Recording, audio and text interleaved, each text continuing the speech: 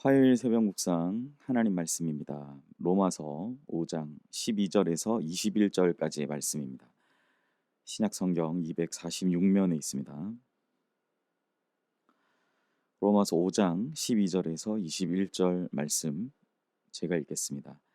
그러므로 한 사람으로 말미암아 죄가 세상에 들어오고 죄로 말미암아 사망이 들어왔나니 이와 같이 모든 사람이 죄를 지었으므로 사망이 모든 사람에게 이르렀느니라. 죄가 율법 있기 전에도 세상에 있었으나 율법이 없었을 때에는 죄를 죄로 여기지 아니하였느니라. 그러나 아담으로부터 모세까지 아담의 범죄와 같은 죄를 짓지 아니한 자들까지도 사망이 왕노릇하였나니 아담은 오실자의 모형이라. 그러나 이 은사는 그 범죄와 같지 아니하니 곧 한 사람의 범죄를 인하여 많은 사람이 죽었은즉 더욱 하나님의 은혜와 또한 한 사람 예수 그리스도의 은혜로 말미암은 선물은 많은 사람에게 넘쳤느니라. 또 이 선물은 범죄한 한 사람으로 말미암은 것과 같지 아니하니 심판은 한 사람으로 말미암아 정죄에 이르렀으나 은사는 많은 범죄로 말미암아 의롭다 하심에 이름이니라.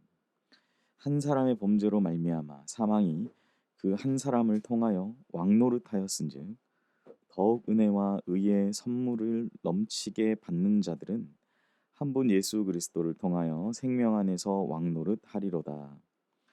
그런즉 한 범죄로 많은 사람이 정죄에 이른 것 같이 한 의로운 행위로 말미암아 많은 사람이 의롭다 하심을 받아 생명에 이르렀느니라. 한 사람이 순종하지 아니함으로 많은 사람이 죄인 된 것 같이 한 사람이 순종하심으로 많은 사람이 의인이 되리라. 율법이 들어온 것은 범죄를 더하게 하려 함이라. 그러나 죄가 더한 곳에 은혜가 더욱 넘쳤나니 이는 죄가 사망 안에서 왕노릇 한 것 같이 은혜도 또한 의로 말미암아 왕노릇하여 우리 주 예수 그리스도로 말미암아 영생에 이르게 하려 함이라. 아멘. 오늘 함께 읽은 본문의 말씀으로 아담의 범죄와 예수 그리스도의 구원이라는 제목의 하나님 말씀 나누겠습니다. 바울은 앞본문에 이어서 계속해서 이토록 놀라운 하나님의 은혜와 복이 어떻게 예수 그리스도를 믿는 믿음으로 가능하게 되었는지를 이야기합니다. 아담과 예수 그리스도를 이야기하는 이 어떤 대표의 원리라는 거죠. 바울은 여기서 아담과 예수 그리스도를 비교하면서 이 대표의 원리를 설명하고 있습니다. 본문이 말씀하는 이 대표의 원리로서의 아담과 예수님이 어떻게 오늘날 우리에게 인간의 존재에 영향을 미쳤는지를 한번 살펴보도록 하겠습니다. 먼저 본문은 원죄를 범한 것, 태초의 죄를 범한 것은 아담 한 사람이지만 아담으로부터 시작된 모든 인류는 아담 안에서 출생하고 시작되었기 때문에 자신이 그 이후에 만약에 죄를 짓지 않는 삶을 살았다 할지라도 본질적으로는 사망의 지배를 받을 수밖에 없다라고 14절에서 이야기하죠. 예를 들어서 정말 나는 태어나서 한 번도 죄를 짓지 않았다라는 사람이 있다라고 가정을 할지라도 없지만 있다라고 가정해도 그는 태어날 때부터 원죄로 인해 오염된 원죄를 범한 아담 안에서 출생했기 때문에 본질적으로 우리는 사망의 지배를 받는다라고 바울은 이야기한다라는 거죠. 그래서 어쩌면 우리는 나의 선한 의지와는 상관없이 원죄를 범했다는 사실로 인해 내가 그렇게 평가받는 것이 불공평하게 느껴질 수 있습니다. 우리가 복음 전하다 보면 전도하다 보면 세상 사람들로부터 이런 질문을 많이 받죠. 나와 아무런 상관이 없고 나하고 전혀 관계가 없는 그 아담이라는 존재 때문에 왜 내가 하나님이란 존재가 있다면 그 하나님으로부터 이런 부당한 대우를 받아야 하는가라는 그런 이야기들이죠. 불공평하게 느끼는 겁니다. 그러나 우리 믿는 자들은 어떻게 대답합니까? 우리가 아무리 부인을 하고 우리가 아무리 아니다라고 이야기해도 바울은 대표의 원리로서 우리와 아담과의 이 관계는 끊을 수 없다라는 것을 증명하고 있다라는 거죠. 이처럼 대표의 원리를 통해서 바울은 죄로부터 시작된 인간의 존재에 대해서 밝히고 있습니다. 가령 예를 들자면 아버지의 사업이 망하게 됐을 때 아버지 한 사람만의 삶이 어려워지는 것이 아니라 가족 모두가 어려운 상황에 빠지게 되는 것처럼 아담의 범죄는 모든 인간에게 영향력을 행사하게 된 것이다. 악한 영향력을 행사하게 된 것이라고 오늘 성경은 이야기하는 것이죠. 그래서 우리도 처음 아담과 같이 죄로 물든 그러한 존재가 되었다라는 거예요. 두 번째로 이 대표의 원리는 이제 아담에서부터 예수 그리스도로 옮겨갑니다. 예수님 한 분의 순종으로 많은 사람이 의인이 되었다라고 19절은 그렇게 우리에게 증거하고 있죠.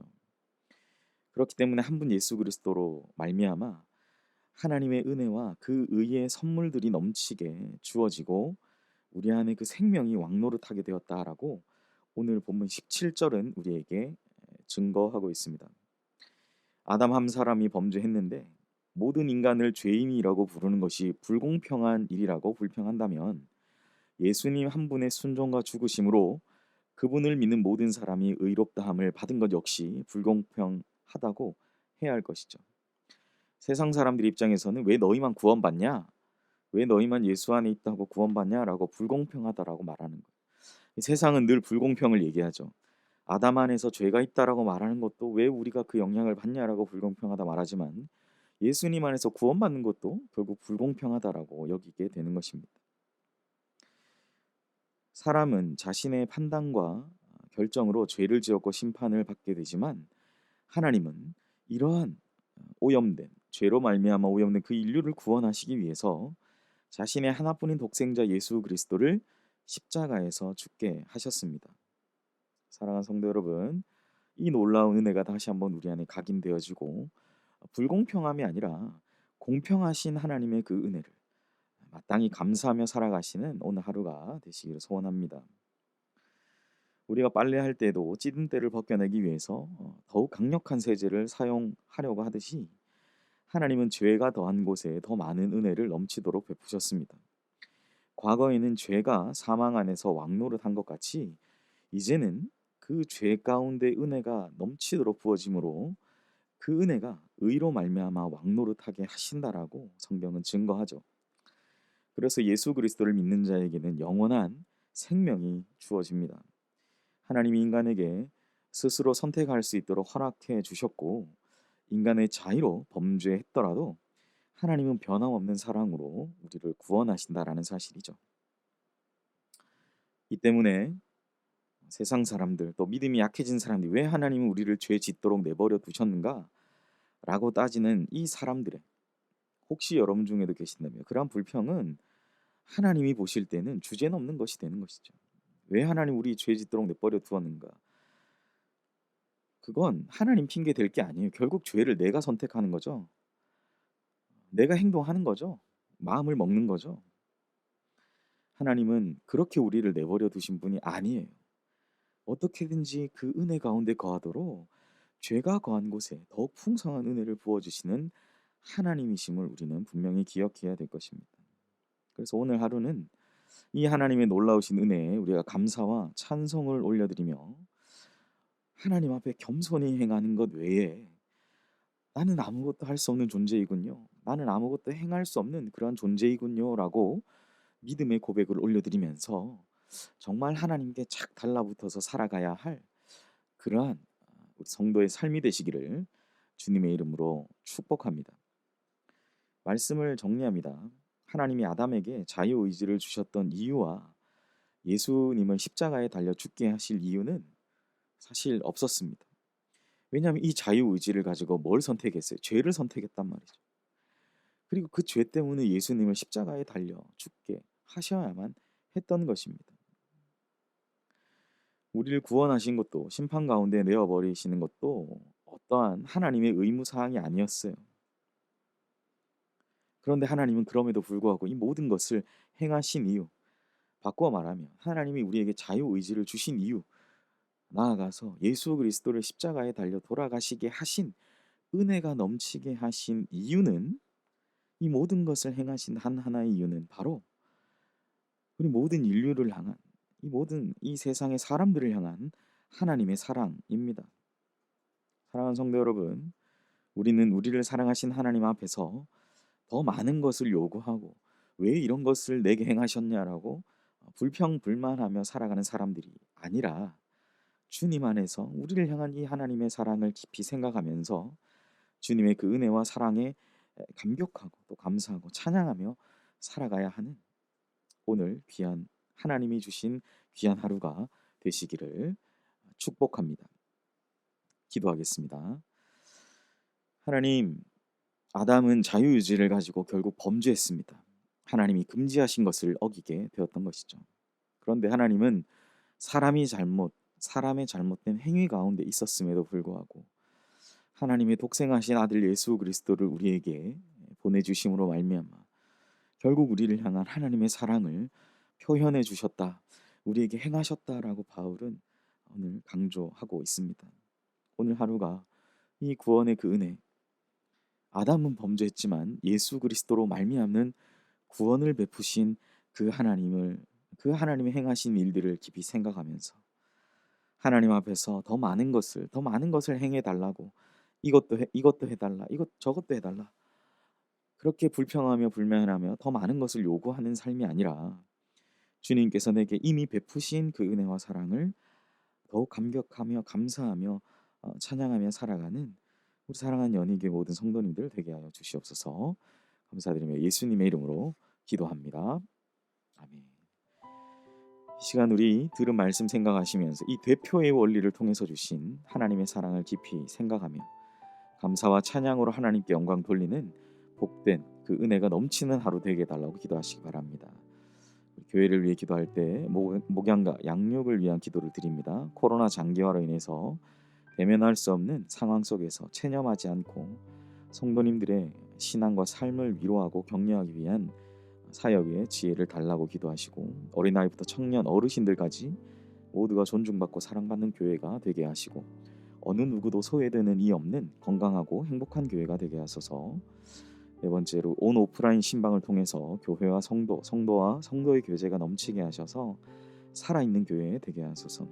다섯 번째, 하반기 시작될 양육 및 훈련 과정을 통해서 하나님을 아는 지식과 삶이 영향력 있는 성도들을 세워나가는 우리 교회 되게 하소서. 담임 목사님이 기도할 때 박재현 담임 목사님께 하나님의 은혜와 능력 충만하여서 연예계 잘 이끌어 가시도록 기도하시고 교회 중직들을 위해서 기도합니다. 권사님들을 위해 기도할 때 모든 교회를 섬기신 권사님들 이제 더위가 한풀 꺾였지만 또 이 여름을 지내시면서 건강 또 코로나 장기화로 대면하지 못하는 상황 가운데서도 섬기시는 모든 일들 가운데 하나님 능력과 지혜, 힘과 능력을 더해달라고 우리 권사님들을 위해 기도해 주시고 여덟 번째로 선교사님 위한 기도드릴 때 박모세 유덕희 선교사님 사역과 가정을 지켜주시고 중동 13개국 내에 코로나 상황으로부터 선교사들의 건강과 신변의 안전을 지켜주시며 관할 국제코디 역할을 감당케 하소서. 하반기 중동권 지역 국가 코디와 현지 선교사 대상 위기관리 교육 원만하게 진행되게 하소서. 두 번째, 연희교회 하반기 선교 교육 전도위원회 사역을 잘 감당케 하시고 교회적으로 선교와 전도의 역량이 세워지게 하소서. 세 번째, 큰딸 지혜의 4학년 복학차 현지 입국 후 빠른 백신 접종과 9월 신학기 수업 과정이 원만히 이루어지게 하시고 안전과 건강을 지켜주시며 내 자녀 진로 인도해달라고. 마지막 아홉 번째로 환우를 위한 기도드릴 때 김동기 집사님 신장암 폐암으로 2명 가운데 계십니다. 치유와 회복을 위해서 기도해 주시기 바랍니다. 앞에 모든 기도 제목을 가지고 함께 기도하겠습니다.